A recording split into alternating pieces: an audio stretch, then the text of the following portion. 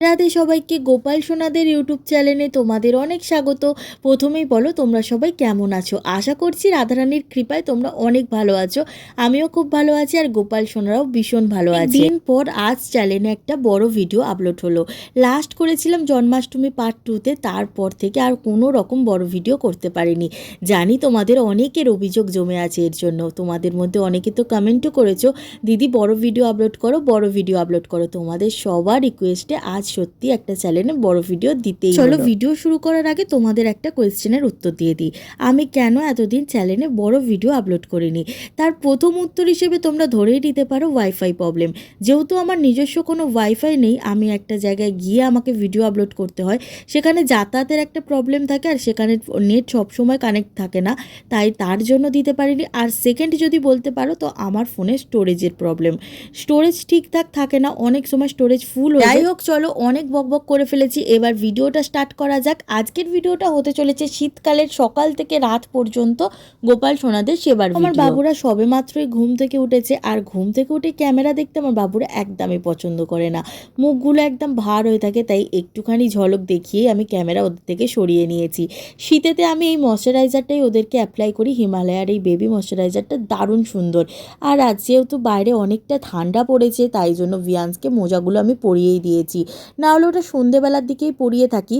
আর বাইরে আজ এতটা জোরে হাওয়া চলছে, তাই ওদেরকে আজকে চানও করাইনি, গরম জল দিয়ে গাটা ভালো করে মুছিয়ে সকালের আরতির ওদের জোগাড় করে নিচ্ছে। আর এই এত বড় কর্পূরটা বাপি নিয়ে এসেছে, এটা অরিজিনাল কর্পূর, এত সুন্দর গন্ধ আর অনেকক্ষণ ধরে জ্বলছিল।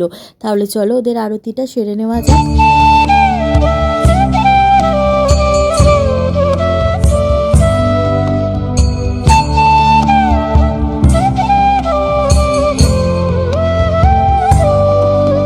আমার চার মহারাজ সেখানে বসে পড়েছে তোমাদের সবাইকে দর্শন দেওয়ার জন্য।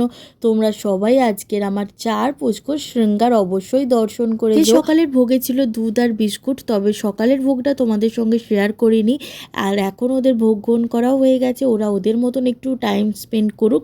আমি ওদের চানে জলটা একটা গাছের গোড়ায় ঢেলে দিয়েছি, দিয়ে আমার যা যা একটু কাজ ছিল সেটা করেই দেখি এখানে 12টার কাছাকাছি বেজে গেছে, তাই তাড়াহুড়ো করে আমি চলে এসেছি ওদের দুপুরের ভোগটা রেডি। ভোগটা আমাকে একার হাতেই সামলাতে হয়েছিল, কারণ মায়ের শরীরটা আজ ভালো ছিল না, আমাকে একার হাতে সমস্ত দিকটা সামলাতে হয়েছে। তাই চটজলদি যে সমস্ত খাবারগুলো হতে পারে সেই রকম মাথায় ভেবে নিয়ে আজকের ভোগটা রেডি করব। বাঁধাকপি ওখানে ধুয়ে রেডি করে রেখেছি, আর কড়াইশুঁটি দিয়ে করব বাঁধাকপির তরকারি। এখন চলে এসেছি তরকারিটা বসাতে। আর ওই দিকে একটা স্পেশাল জিনিস হচ্ছে, যা শীতকালের ভীষণ বেশ কয়েকদিন আগে আমার কাছে একটা কমেন্ট এসেছিল, দিদিভাই তুমি কি রোজ গোপাল সোনাকে দুপুরে অন্নভোগ দিয়ে থাকো, না ফলমূল এ সমস্ত কিছু দিয়ে থাকো? আচ্ছা, তোমাকে বোন একটা কথা বলে থাকি, আমি চেষ্টা করি গোপাল সোনাদের প্রত্যেক দিন দুপুরেই অন্নভোগ দেওয়ার, তবে নিজস্ব কিছু কর্মব্যস্ততার কারণে আমি প্রত্যেক দিন অন্নভোগ দিতে পারি না। সপ্তাহে 2-3 দিন সেটা বাদ পড়েই যায়, তবে তার জন্য আমার কিছু ব্যাকআপ থাকে, যেমন শুক্রবার রবিবার, এই দুটো দিন কিন্তু আমি অন্নভোগ দিতে পারি না। তোমাদের সঙ্গে কথা বলতে বলতে এদিকে আমার খিচুড়িটাও হয়ে গেছে। খিচুড়িটা নামানোর আগে একটু ধনেপাতা দিয়ে দেব। আসলে শীতকালে সবজি তো, ধনেপাতা সব কিছুতে না দিলে আমার যেন কিছু একটা খালি খালি। আমার সমস্ত রান্নাগুলো করা হয়ে গেছে, মা বললো তাড়াতাড়ি করে কড়াটা মেজে এনে দে। আসলে খিচুড়ি হয়েছে যেহেতু পাঁপড় ভাজা করে দেবে ওদেরকে, আর সকালের কিছু সেবার বাসনও ছিল, একসাথে নিয়ে বসে পড়েছি।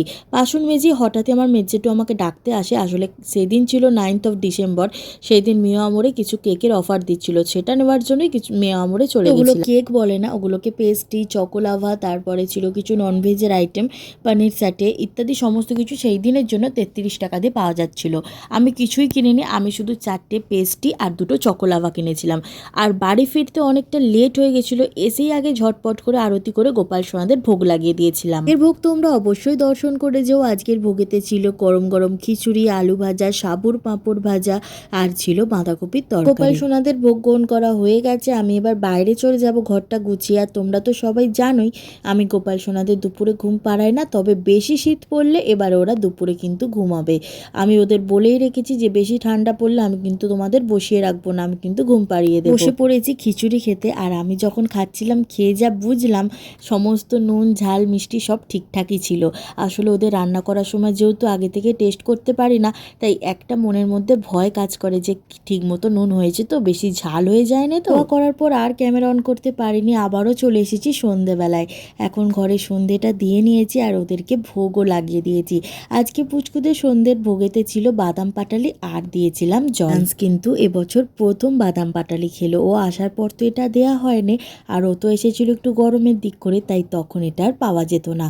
এখন আমার মেজমা চলে এসেছে, মা আর আমি মিলে একটু মেজমার সাথে গল্প করে নিলাম। করতে করতে ওদিকে ঘড়ির কাঁটা বলছে 9:30 বেজে গেছে। এত রাত করে ওদের শীতকালে সাধারণত আমি শোয়াই না, 8:30 পৌনে 9টার মধ্যেই শুই। চলো ওদেরকে একটু আতর সেবা দিয়ে নিই। প্রত্যেক দিন শীতকালে রাত্রে ওদের এটাই রুটিন থাকে, ওরা শোয়ার আগে আমার কাছে ভালো করে আতর সেবা নিয়ে নেবে, তারপর ওদেরকে শয়নে দেব। তবে এটা করার সময় সাধারণত আমি ভিডিও করি না, ওদেরকে আমি দেখাতে চাই না ইত্র সেবা দেওয়ার সময়। তবে আজ মনে হলো একটু দেখানোই যাক, তবে পুরোটা দেখাইনি। ওদের ড্রেসটা চেঞ্জ করিয়ে ওদের আবার ড্রেস পরিয়ে আমি ওপর থেকে একটু আতর সেবা দিয়ে নিয়েছি। এখন ওদেরকে শয়নেও দিয়ে দিয়েছি আর একটু গরম জল বোতলে করে ওদের সামনে রেখে দিয়েছি। চলো আজকের মতন ভিডিওটা আমি এখানেই রাখলাম, দেখা হচ্ছে আবার পরের কোনো এক ভিডিওতে। তোমরা কি ধরনের ভিডিও দেখতে চাও অবশ্যই আমাকে কমেন্ট করো, আমি নিয়ে আসার চেষ্টা করব। রাধে রাধে, হরি বল।